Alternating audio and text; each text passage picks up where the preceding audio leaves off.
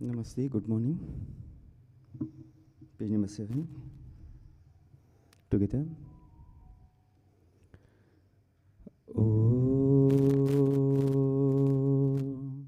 Sahana Bhavatu Sahana Bhunaktu Sahaviyankaravavahai Tejasvinavadhitamastu Ma Vidvishavahai. Om Shanti Shanti Shanti. Om Asato Ma Satkamaya Tamaso Ma Jyotirgamaya Mrityorma Mritangamaya. Om Shanti Shanti Shanti. Page number 83. Here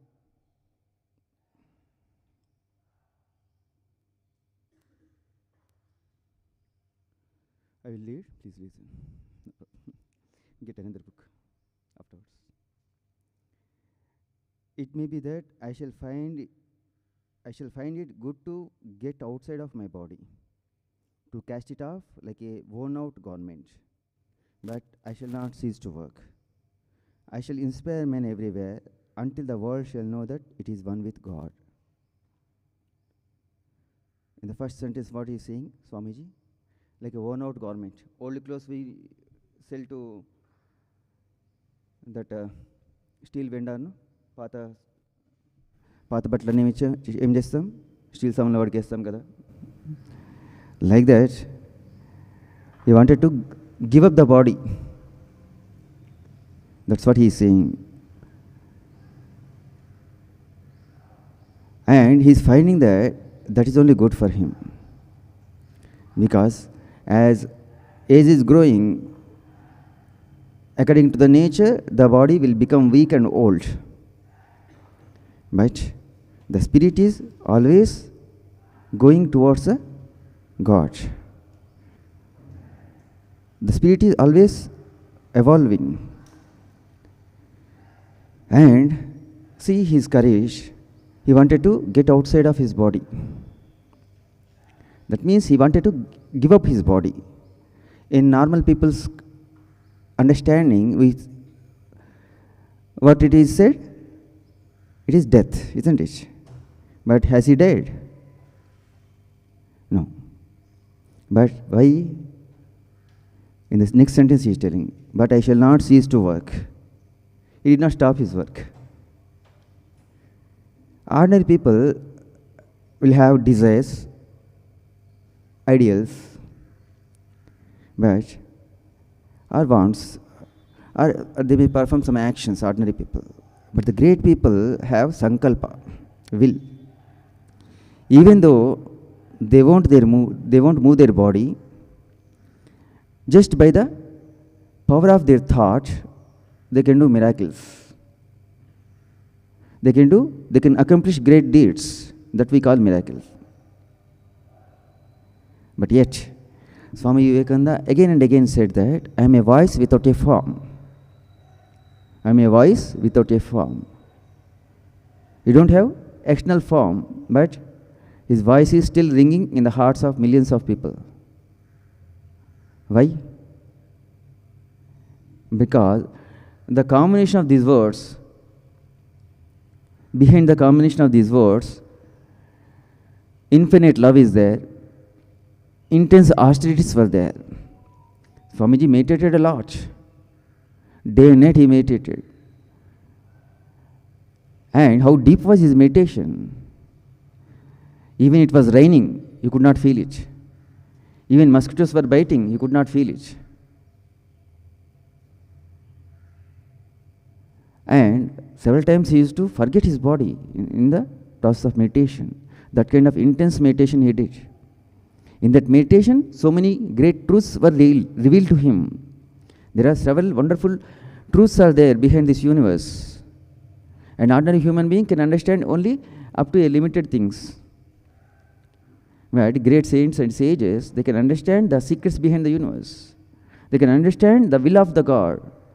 That is what is going to happen in the future. And in the last sentence, I shall inspire men everywhere until the world shall know that it is one with God.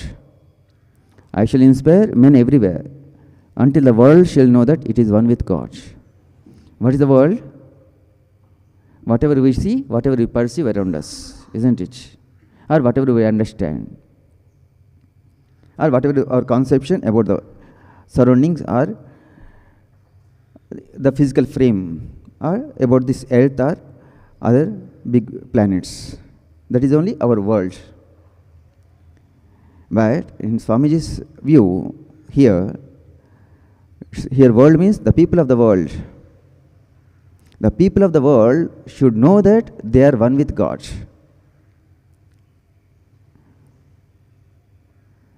The concept of God is very important for human being because he only can understand or inquire or search for God. Only human being can only do that. So they should understand that they are part of God, or they can transform into Godhood,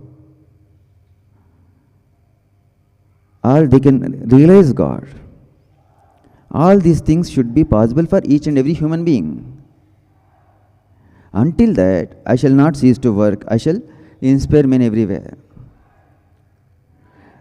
In the 4 kinds of services, Swamiji taught giving food and shelter to the poor and needy. Second one is saving a life from a danger. Third one is giving secular education by which one can earn their own bread and butter. And the fourth one is spiritual education. Here, the last sentence refers to that spiritual education. In the next saying, Swami is telling, this is the time to decide your future. While you possess the energy of youth, not when you are worn out and jaded, but in the freshness and vigor of youth. In the scriptures, it was said, a brahmacharin, a small boy, after entering into adulthood, he had 2 choices. Either he can renounce the world and he can completely dedicate his life for the attainment of God, attainment of spiritual knowledge, or to realize God. And the second thing is, after his education, he can get married, he can have children. After 1 or 2 children, he can renounce the world. In the olden days, it was said like that. But Sri Ramakrishna says, and Swami Vivekananda says, if you have children, you must have to take care of them until they earn their own bread and butter, until they can take care of themselves. But in the olden days, it was also there. After 1 or 2 children, one can renounce the world and they can go for only, that is allowed only in the case of spiritual path. Not in a Western ways. And the third one is, after the children becomes self-equipped, then the parents can renounce the world, completely dedicate their life for the attainment of God. After that, they may take sannyasa. These are the 4 stages of the life. According to ancient wisdom, these are the 4 stages of life. And a slight change is only there here. But here, Swamiji is telling, when one possesses youthful energy, at that time only, it is easy. It is possible. After becoming old, one cannot sit for meditation. Body will be paining. So many diseases will come. They cannot do japa, dhyana. If they are affected by diseases, nowadays we will see, they cannot take care of themselves also. They cannot stand, bedridden. So many problems in the old age. That's why, and over the years, we also have adapted to that one thought. What is that? Spirituality is for old people. But not so. Swamiji said, whatever spiritual attainment you want to possess, that you should achieve before the age of 30. Before the age of 30, with intense tapasya, okay, with yearning for God, with devotion, love, and through several yogas, or that is karma, bhakti, jnana, raja yogas, whatever the path you may take, and you can take the help of one or two paths, knowledge of one or two sections, and but you must have to strive to attain that ultimate reality before the age of 30 itself.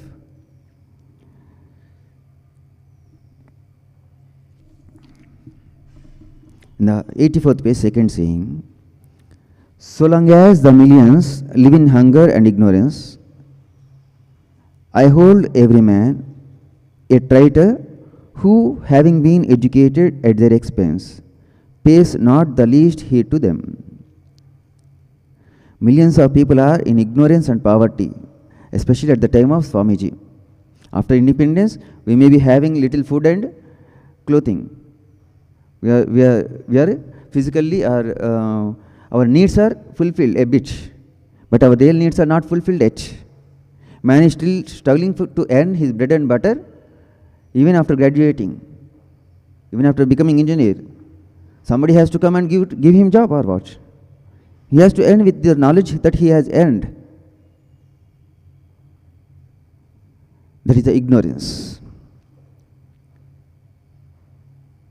That is ignorance. Because of the ignorance only, we depend on others. Otherwise, we should have that one, the trait that we should depend on our own self, not on others, to earn our own bread and butter also. And here Swami is telling, we have been educated at the expense of others. How can we say that? We are paying the fee. We have paid school fee, college fee, tuition fee, spoken English fee. How we are educated by the expense of others? It is only a system that we have established, that's all. But to speak really, we cannot understand, we cannot comprehend the effort that so many thousands of people, they are putting in doing each and every work. We cannot pay the debt so easily. By loving service, by humble service to the humanity, we can serve that Lord in the form of man. In that way, we can clear the debt. Otherwise, we are cheating ourselves. That's why we must have to allocate some time to the service of other people. Okay? Have a wonderful day ahead. Please proceed to the class.